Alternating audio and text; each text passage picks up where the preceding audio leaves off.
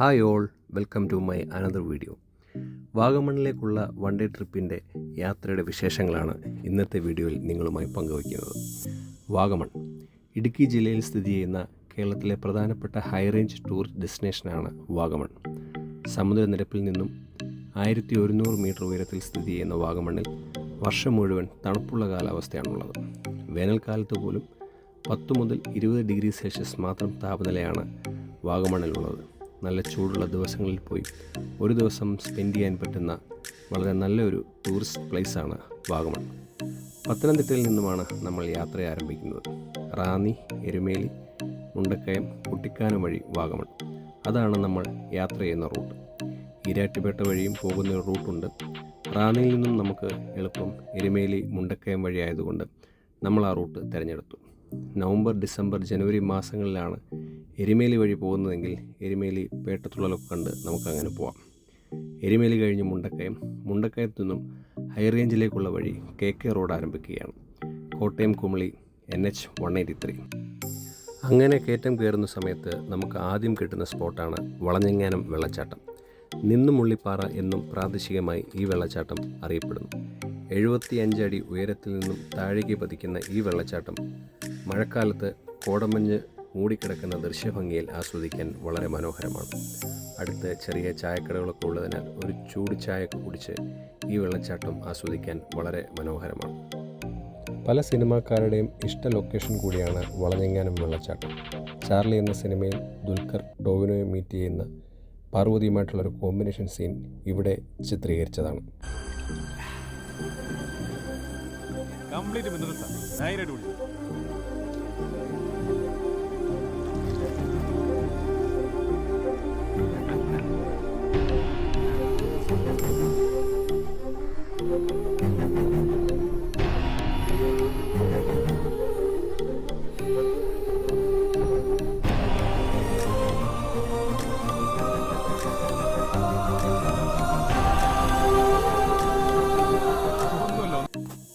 June മുതൽ September വരെയുള്ള മഴക്കാലത്താണ് ഇതിൻ്റെ സൗന്ദര്യം പൂർണ്ണരൂപത്തിൽ ആസ്വദിക്കാൻ സാധിക്കുന്നത്.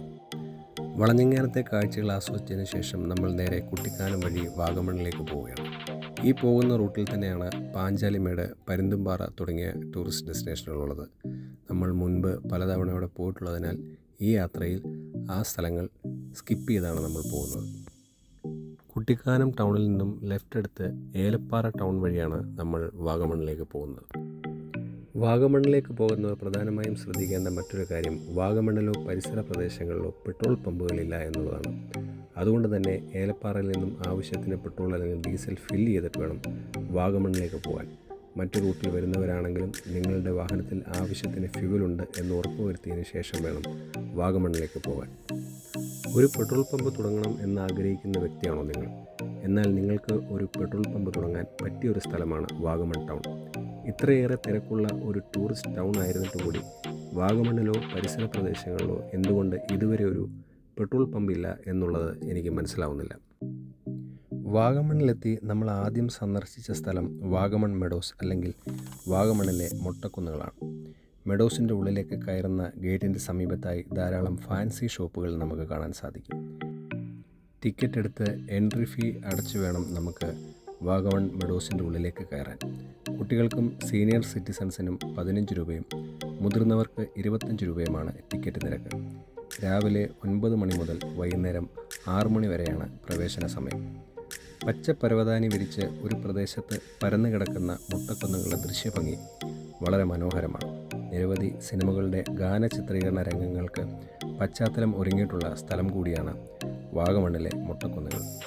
പുൽമേടുകൾക്കിടയിലൂടെ നടക്കാനും പ്രകൃതി ഭംഗി ആസ്വദിച്ചുകൊണ്ട് വിശ്രമിക്കാനും കുടുംബത്തോടൊപ്പമോ നിങ്ങളുടെ പ്രിയപ്പെട്ടവരോടൊപ്പമോ ഒരു പീസ് ഓഫ് ടൈം സ്പെൻഡ് ചെയ്യാൻ പറ്റിയ സ്ഥലമാണ് വാഗമണിലെ മുട്ടക്കുന്നുകൾ. സിപ്പ് ലൈൻ, സ്കൈ സൈക്ലിംഗ് പോലുള്ള സാഹസിക വിനോദത്തിനുള്ള അവസരവും നിങ്ങൾക്ക് അവിടെ ലഭ്യമാണ്. സിപ്പ് ലൈനിൽ കയറുന്നതിന് ഒരാൾക്ക് 400 രൂപയാണ് ചാർജ്. അതുപോലെ തന്നെ ബോട്ടിംഗ്, കയാക്കിംഗ് തുടങ്ങിയ വിനോദോപാധികളും നിങ്ങൾക്ക് അവിടെ ലഭ്യമാണ്. കയാക്കിംഗ് ഒരാൾക്ക് 150 രൂപയും 2 പേർക്ക് 250 രൂപയുമാണ് അവിടെ ചാർജ് ചെയ്യുന്നത്.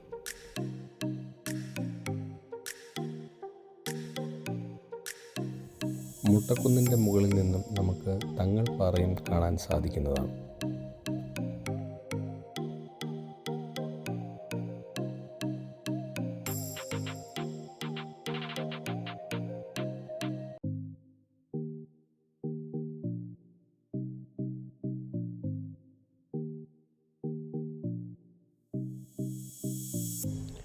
മുട്ടക്കുന്നിലെ കാഴ്ചകൾക്ക് ശേഷം നമ്മൾ നേരെ പോയത് പൈൻ ഫോറസ്റ്റ് വാലിയിലേക്കാണ്. പൈൻ ഫോറസ്റ്റിലേക്ക് പോകുന്ന ഇടനാഴിയിലെ കാഴ്ചകളാണ് നമ്മൾ ഈ കാണുന്നത്. ഇടവഴിയിൽ ധാരാളം ഫാൻസി ഷോപ്പുകൾ നമുക്ക് കാണാൻ സാധിക്കും.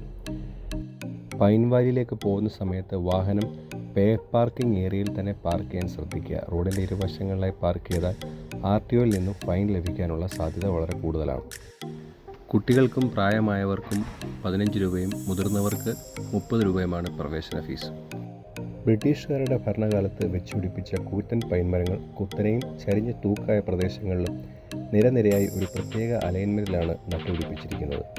പൈൻ മരങ്ങൾ ഇടതൂർന്ന് നിൽക്കുന്നതിനാൽ ഇലകൾക്കിടയിലൂടെ സൂര്യരശ്മികൾ അരിച്ച് താഴേക്കിറങ്ങുന്നതും പൈൻ മരങ്ങളുടെ സുഗന്ധം ആസ്വദിച്ചുകൊണ്ട് തണുത്ത കാറ്റേറ്റ് മരങ്ങൾക്കിടയിലൂടെ നടക്കുമ്പോൾ കിട്ടുന്ന ഒരു പ്രത്യേക അനുഭൂതി അത് അനുഭവിച്ചു തന്നെ അറിയേണ്ടതാണ്. അവിടുന്ന് നമ്മൾ നേരെ പോയത് വാഗമൺ അഡ്വഞ്ചർ പാർക്കിലേക്കാണ്. ഇത് അഡ്വഞ്ചർ പാർക്കിൻ്റെ പ്രവേശന കവാടമാണ്.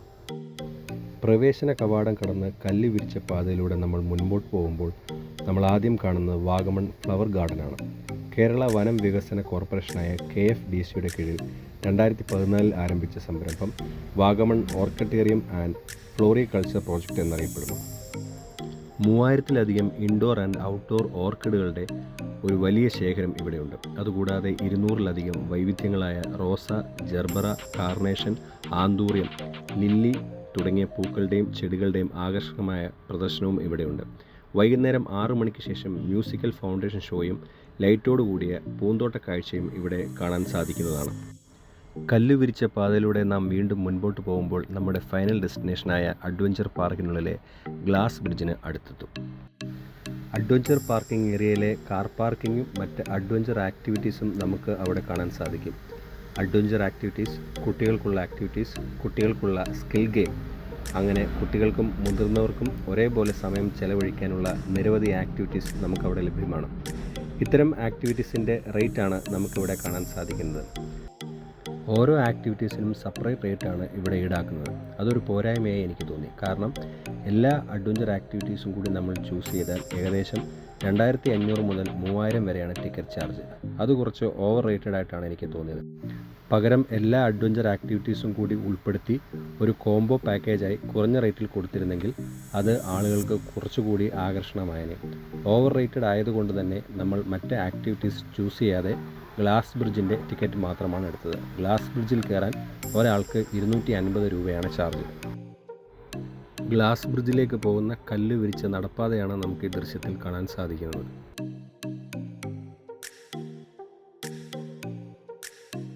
അങ്ങനെ നടന്ന് നമ്മൾ ഗ്ലാസ് ബ്രിഡ്ജിൻ്റെ അടുത്തേക്ക് എത്തിയിരിക്കുകയാണ്.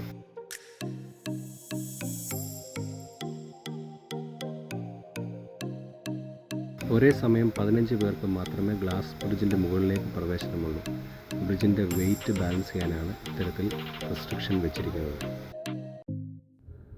ഇന്ത്യയിലെ ഏറ്റവും നീളം കൂടിയ രണ്ടാമത്തെ കാൻഡിലിവർ ഗ്ലാസ് ബ്രിഡ്ജാണ് വാഗമണിലെ കോലാഹലമേട്ടിൽ സ്ഥിതി ചെയ്യുന്ന ഈ ഗ്ലാസ് ബ്രിഡ്ജ്.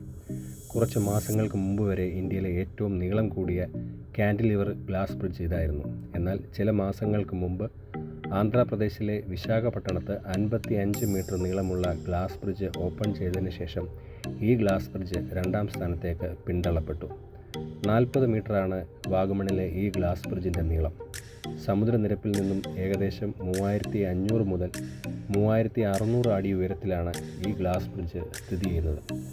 ജർമ്മൻ സാങ്കേതിക വിദ്യ ഉപയോഗിച്ച് ഇടുക്കി TTPCയുടെ പങ്കാളിത്തത്തോടെ ഒരു സ്വകാര്യ സ്ഥാപനമാണ് 2023 ഓഗസ്റ്റ് 25-ന് ഈ പാലത്തിൻ്റെ പണി പൂർത്തീകരിച്ചത്.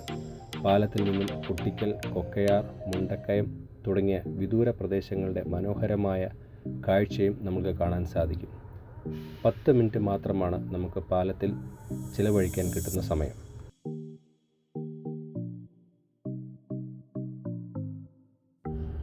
ഗ്ലാസ് ബ്രിഡ്ജ് കൂടാതെ sky cycling, couple cycling, giant swing, free fall, rocket ejector തുടങ്ങിയ ആക്ടിവിറ്റീസും നമുക്കവിടെ കാണാൻ സാധിക്കും. അങ്ങനെ ഇന്നത്തെ വാഗമണിലെ കാഴ്ചകൾ അവസാനിപ്പിച്ച് ഏലപ്പാറ റൂട്ട് വഴി നമ്മൾ മടങ്ങുന്ന വഴിയിൽ DTPCയുടെ റെസ്റ്റോറൻറ്റ് കണ്ടു. അവിടുന്ന് ഒരു സൂപ്പർ ചട്ടിച്ചോറും കഴിച്ച് നേരെ വീട്ടിലേക്ക്. അടുത്ത മറ്റൊരു വീഡിയോയുമായി നമുക്ക് കാണാം. അതുവരെ ഗുഡ് ബൈ.